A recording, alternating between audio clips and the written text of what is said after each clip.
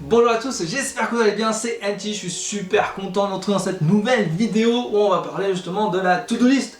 Qu'est-ce que c'est une to-do list? Comment bien réaliser une to-do list? En quoi ça va vous être utile pour vos révisions? C'est quoi dans cette vidéo? Bien entendu, si tu es nouveau sur cette chaîne, si tu es étudiant en licence, là, en parcours, parce que tu es en terminale, étudiant en médecine, en pharma ou autre filière de santé, mais également si tu fais d'autres filières, licence physique, chimie, maths, droit, etc., que tu fais une licence là avec la mineure, là je t'encourage bien sûr à t'abonner à cette chaîne.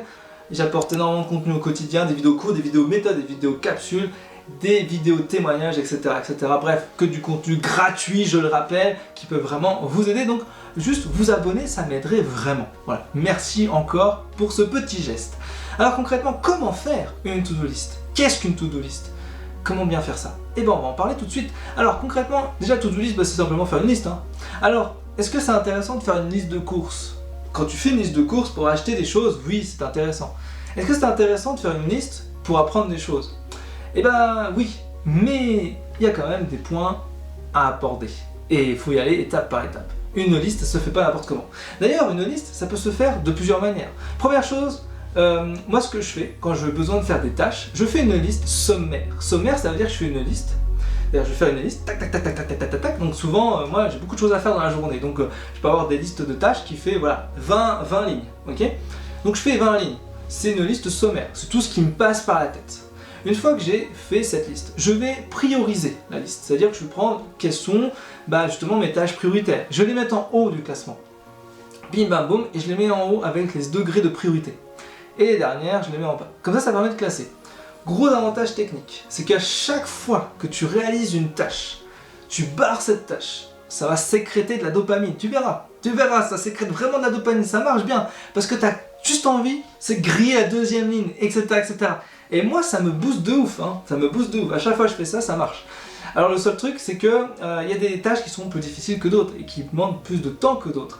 Donc, soit tu décides de créer une grosse tâche, si tu en es capable, si tu te sens capable, soit tu la divises en plusieurs mini-tâches. Moi, c'est ce que je fais. Je préfère travailler sur des mini-tâches de 15 minutes x 4 pour faire 1 heure que de faire une tâche qui vaut 1 heure. C'est plus facile de créer des mini-tâches et d'effacer les mini-tâches, de rayer les mini-tâches, que d'avoir une grosse tâche qui est très difficile à mettre en place.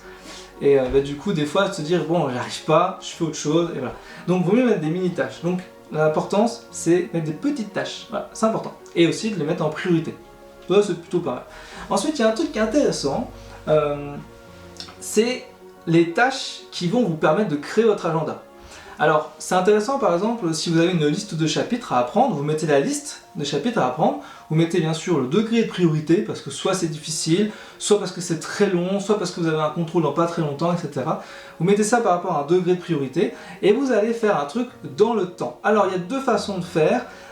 Vous pouvez prendre une liste et ensuite l'intégrer dans l'agenda, tout simplement dans votre planning. Donc par exemple de 8h à 9h je fais telle action, de 9h à 10h je fais telle action, etc., etc. Vous faites ça comme ça dans le temps. Ou alors il y a une autre notion qui est super intéressante, c'est une to-do list avec un timer, en gros dans le temps. Donc en gros l'idée c'est de dire, voilà, j'ai révisé le chapitre sur la membrane plasmique, je l'ai révisé une fois, 2 semaines après j'ai révisé une deuxième fois, 4 semaines après, j'ai réalisé une troisième fois. Du coup, vous avez le nombre de répétitions réalisées pour chaque chapitre. Donc ça, c'est une to-do list dans le temps. Donc ça, c'est un truc que je vous conseille de faire. C'est un truc que moi, j'avais fait. Ça prenait beaucoup de place, parce qu'il y avait beaucoup de chapitres, une centaine de chapitres. Mais c'était super intéressant, parce que je pouvais voir ma progression dans le temps. Je vous conseille vraiment de faire ça. Ça vous permet de savoir si vous êtes en retard, ça vous permet de vous situer sur votre degré d'apprentissage, de ne pas oublier tel ou tel chapitre. Souvent ça arrive qu'on oublie des chapitres. Donc je vous conseille de faire ça, je trouve que c'est une bonne idée. D'accord? Voilà, ça c'est la to-do list. C'est extrêmement simple comme concept.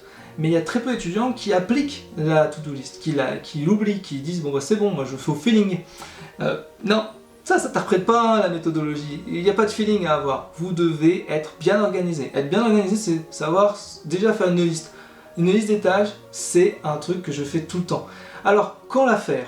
Alors, il y a deux grandes listes des tâches. Moi, je fais une grande liste des tâches le dimanche pour préparer ma semaine. Ça, c'est les grandes listes des tâches. Donc, c'est des grandes tâches. Ça fait beaucoup de lignes. Mais au moins, ça permet de préparer la semaine.